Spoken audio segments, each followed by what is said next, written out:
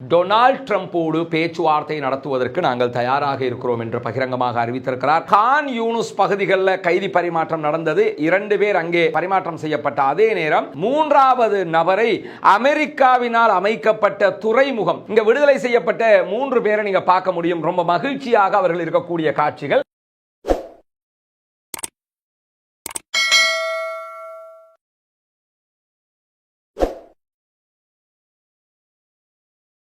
அஸ்ஸலாமு அலைக்கும் வரஹ்மத்துல்லாஹி வபரகாத்துஹு. அன்பிற்கினிய சகோதர சகோதரிகளே, நம் அனைவர் மீதும் ஏக இறைவனுடைய அமைதியும் கருணையும் உண்டாகட்டுமாக என்கிற உயரிய பிரார்த்தனைகளோடு காசாவிலும் பாலஸ்தீன பெருநிலப்பரப்பிலும் தற்போது யுத்த நிறுத்தம் ஏற்பட்டு 14வது நாளாகவும் என்னவெல்லாம் நடக்கிறது என்கிற செய்திகளைத்தான் இன்றைக்கும் நாம் பார்க்க இருக்கிறோம்.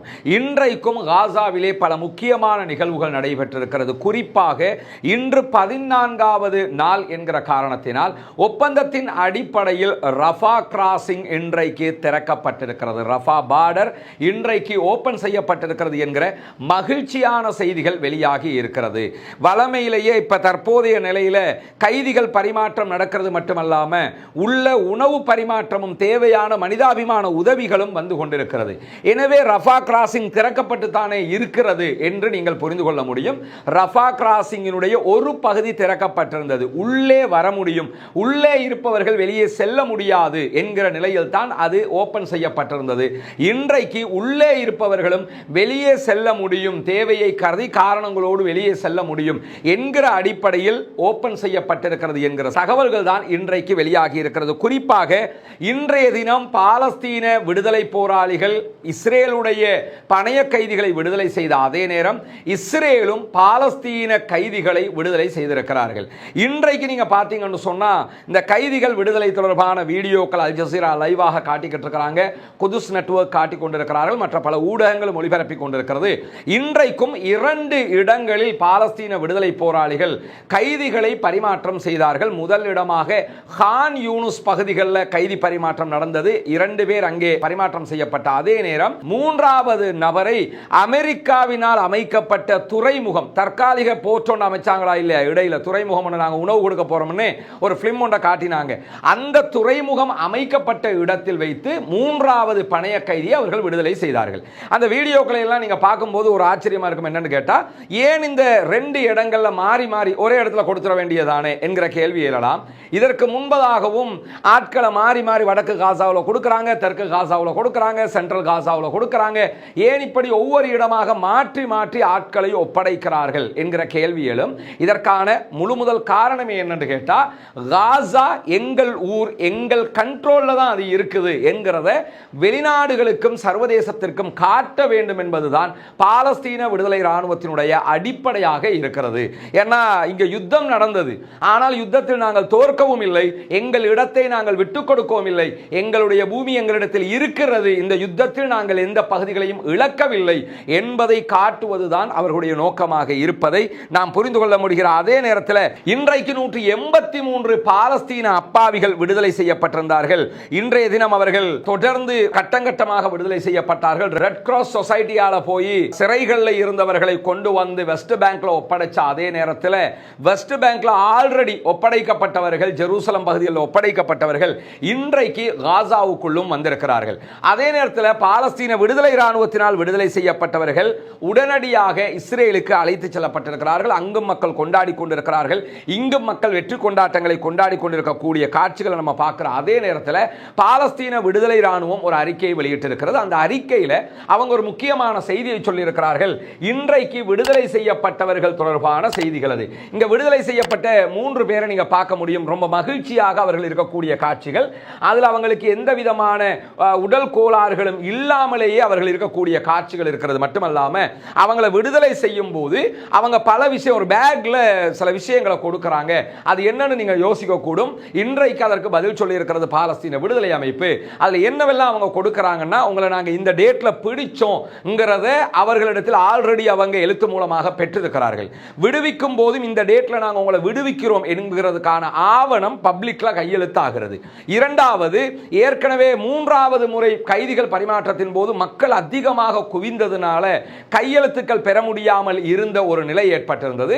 அதற்கும் இன்றைக்கு பதில் சொல்லியிருக்கிறாங்க. என்னன்னா, நாங்க ஆல்ரெடி அந்த கையெழுத்தெல்லாம் எடுத்துட்டோம், அந்த இடத்துல எடுக்க முடியாம போச்சுன்னு இன்னைக்கு ஒரு பாரிய செட்டப் பண்ணியிருந்தாங்க. பொதுமக்கள் நிற்பதற்கென்று தனியான ஏரியாவை அரேஞ்ச் பண்ணி இந்த கைதி பரிமாற்றத்துக்கு டிஸ்டர்ப் இல்லாத விதத்தில் பெரிய மேடைகள் அமைக்கப்பட்டுத்தான் இந்த கைதிகள் பரிமாற்றம் எல்லாம் நடைபெற்றது. குறிப்பாக இந்த போர்ட் துறைமுக பகுதிகளில் விடுவிக்கப்பட்டவரை பொறுத்தவரையில் அந்த இடத்துல பின்னாடி பேனர்ல நம்ம பார்த்தோம்னு சொன்னா பாலஸ்தீன விடுதலை போராட்டத்தில் இம்முறை மரணித்த தளபதிகளுடைய புகைப்படங்கள் எல்லாம் அதில் வைக்கப்பட்டிருந்தது. ஹீப்ரு மொழியில் அறிவித்தல்கள் விடப்பட்டிருந்தது. இப்படியெல்லாம் வைத்து தான் அவங்க என்ன பண்ணாங்கன்னு கேட்டா இன்றைக்கு விடுதலை செய்தார்கள். இது எப்படி பண்ணாலும் அவங்க கொடுக்கிற பேக்ல மெடிக்கல் சர்டிபிகேட்டையும் அவர்கள் கொடுக்கிறார்கள். இவங்க வந்த நேரத்தில் என்னென்ன நோயோட வந்தாங்க, எப்படியான நிலையில வந்தாங்க, நாங்க அதுக்கு என்னென்ன ட்ரீட்மெண்ட் அவங்களுக்கு கொடுத்திருக்கிறோம், இப்ப அவங்க என்ன டேப்லெட் யூஸ் பண்றாங்க, இப்ப அவங்க கையில் இருக்கக்கூடிய மெடிசின் என்ன, அவங்க எதிர்காலத்தில் என்னென்ன மெடிசின் எடுக்கலாம், இப்பொழுது அவர்களுடைய உடல்நிலை எப்படி இருக்கிறது என்பதையெல்லாம் துல்லியமாக என்ன பண்ணிருக்கிறாங்கன்னு கேட்டா பார்த்திருக்கிறாங்க. இதுல நம்ம கவனிக்க வேண்டிய விஷயம் என்னன்னா, பங்கருக்குள்ள ஒரு பாரிய யுத்தம், உலகத்திலேயே மிகப்பெரிய யுத்தம் நடைபெற்று வருகிறது.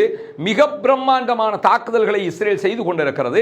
இந்த நேரத்திலும் அவர்களுடைய மக்களை அவங்க பாதுகாத்து கொண்டிருக்கிறாங்கன்னா அது ஆச்சரியமாக இல்லையா? எதிரிகளை தான் நம்ம பிடிச்சிருக்கிறோம், நம்ம மக்களை கொத்து கொத்தா கொண்டுகிட்டு இருக்கிறாங்க. இருந்தாலும் பணைய கைதிகள் தான். மார்க்கம் காட்டிய அடிப்படையில் அவர்கள் பாதுகாக்கப்பட வேண்டியவர்கள் என்று உயிரோட மட்டும் பாதுகாக்கல, அதையும் தாண்டி அவர்களுக்கு தேவையான எல்லா மருத்துவ சிகிச்சைகளையும் கொடுத்திருக்கிறார்கள். அந்த புகைப்படங்களை நீங்க பார்க்கலாம், எவ்வளவு மகிழ்ச்சியாக வருகிறார்கள் என்று. ஆனால் இப்படியான மகிழ்ச்சிகளில் பாலஸ்தீன மக்கள் விடுவிக்கப்படுவதை நீங்கள் பார்க்க முடியாது.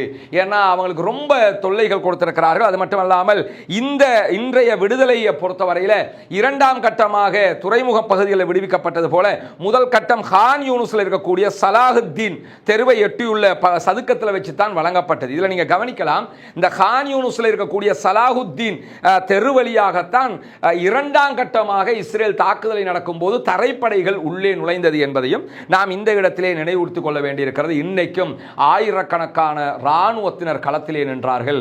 அது துறைமுகம் பகுதியாக இருந்தாலும் சரி, கான் யூனிஸ் பகுதிகளாக இருந்தாலும் சரி, அவர்களுடைய வெஹிக்கிள் எல்லாம் பார்த்தீங்கன்னா ஒவ்வொரு நாளும் ஒவ்வொரு விதமான வெஹிக்கிள் அவங்க வர்றதை கவனிக்க முடிகிறது.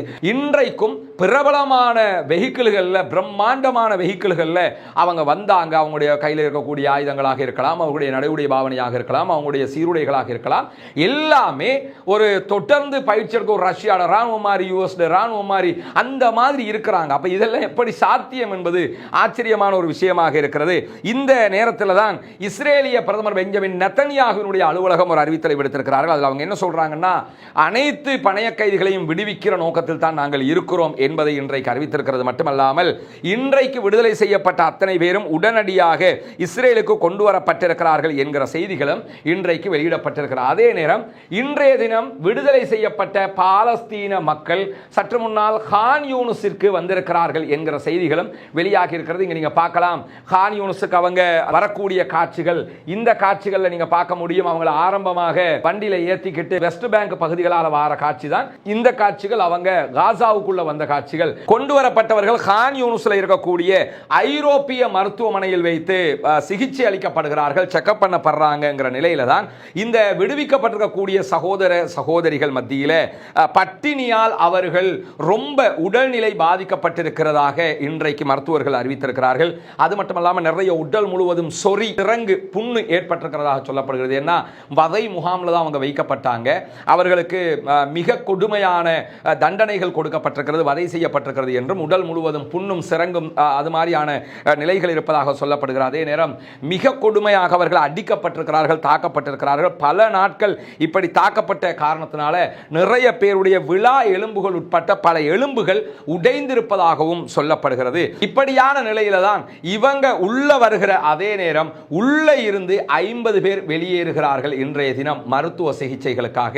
புற்றுநோயாளிகள், மிக பெரும் நோயில் இருக்கக்கூடிய மக்கள் என்று பல பேர் இன்றைக்கு வெளியாகிறார்கள். அதில் சிறுவர்களும் குழந்தைகளும் கூட உள்ளடக்கம். ரஃபா கிராசிங் வழியாக இவர்கள் வெளியேற்றப்படுகிற அதே நேரத்தில் இவர்கள் எகிப்துக்கு உயர்தரமான மருத்துவ சிகிச்சைகளுக்காகத்தான் வெளியேற்றப்படுகிறார்கள் என்கிற செய்திகளும் இன்றைக்கு வெளியாகி இருக்கிற அதே நேரம் பாலஸ்தீன விடுதலை இராணுவத்தினுடைய ஷாத்தி பட்டாலியனுடைய தளபதி ஹைத்தம் குவாரிஜி அவர்களை ஏற்கனவே நாங்கள் கொன்றுவிட்டோம் என்று சொல்லி 2023 டிசம்பர் மாதத்திலேயே இஸ்ரேலிய ஆக்கிரமிப்பு அறிவித்திருந்த நிலையில் இன்றைய தினம் அந்த அறிவித்தலை விட்ரோ பண்ணியிருக்கிறார்கள். என்னன்னு சொன்னா அவங்க அறிவித்ததாக சொன்ன ஷாத்தி பட்டாலியனுடைய தளபதி ஹைத்தம் குவாரிஜி அவர்கள் உயிரோடு இருக்கிறார்கள் என்பது நிரூபணமாக இருக்கிறது. எனவே எங்களுடைய உளவு பிரிவு தந்த தகவல்கள் பிழையானது, நாங்கள் அதனை ஆய்வு செய்திருக்கிறோம், எனவே அதை விட்ரோ பண்ணிக் கொள்கிறோம் என்று இன்றைக்கு பின்வாங்கி இருக்கக்கூடிய செய்திகள் வெளியாகி இருக்கிறார். அதே நேரம் இன்றைக்கு வெளியாகி இருக்கக்கூடிய மிக முக்கியமான ஒரு செய்தி என்னவென்று சொன்னால், பாலஸ்தீன விடுதலை அமைப்பினுடைய தலைவர்களில் ஒருவராக இருக்கக்கூடிய தோஹா கத்தாரிலிருந்து செயல்படக்கூடிய பஸ்ஸாம் நாயிம் அவர்கள்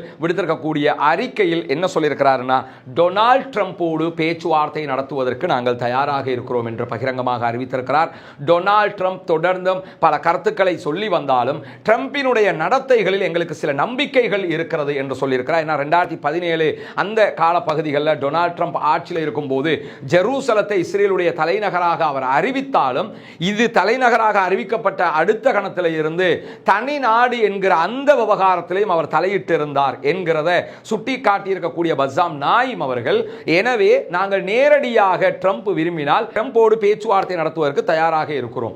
அவருடைய இந்த நடத்தைகள் சில நம்பிக்கைகளை தருகிறது. என்னன்னா, ஜோ பைடன் இந்த யுத்தம் ஆரம்பிக்கப்பட்ட கடைசி நிமிடம் வரைக்கும் சமாதானம் என்று ஏமாற்றி வந்த நிலையில் டொனால்ட் ட்ரம்ப் தான் மிக தெளிவாக அந்த ஏமாற்றத்தை முறையடித்தார், இந்த சமாதான உடன்படிக்கையை கொண்டு வந்திருந்தார். எனவே டொனால்ட் ட்ரம்பை நம்புவதற்கு வாய்ப்பு இருக்கிறது. எனவே நாங்கள் பேச்சுவார்த்தைக்கு தயார் என்கிற செய்தியும் சொல்லியிருக்கிறார். பொறுத்திருந்து பார்ப்போம் ட்ரம்ப் இதற்கு என்ன பதில் சொல்ல போகிறார் என்பதை. அப்படியான ஒரு பேச்சுவார்த்தை நடைபெற்றால் நம்ம ஏற்கனவே சொல்ற மாதிரி தான் ட்ரம்பை நம்ம எக்ஸ்பெக்ட் பண்ண முடியாது. எப்படியான ஒரு ஆளுங்கிறத கணிக்க முடியாத ஒரு ஆளு திடுதிப்புன்னு பாலஸ்தீனுக்கு சுதந்திரம் கொடுங்கன்னு சொன்னாலும் வாய்ப்பு இருக்கிறது. ஏன்னா பிசினஸ் மேன் பிசினஸாக தான் பார்ப்பாரு. சும்மா இஸ்ரேலுக்கு ஆயுதத்தை கொடுத்துக்கிட்டு இருக்க முடியாது. எனவே என்ன பார்க்கறதுன்னு அரபு நாடுகளோட ஒரு பேச்சுவார்த்தை நடத்தி நீ இஸ்ரேலை அங்கீகரிச்சுக்கிறேன், பாலஸ்தீனத்தை அங்கீகரிச்சுக்கிறோம் இந்த கொடுத்தாலும் வாய்ப்பு இருக்கிறது. ரொம்ப நெருக்கத்தில் தான் இந்த பேச்சுவார்த்தைகள் இருக்கிறது என்பது புரிய முடிகிறது.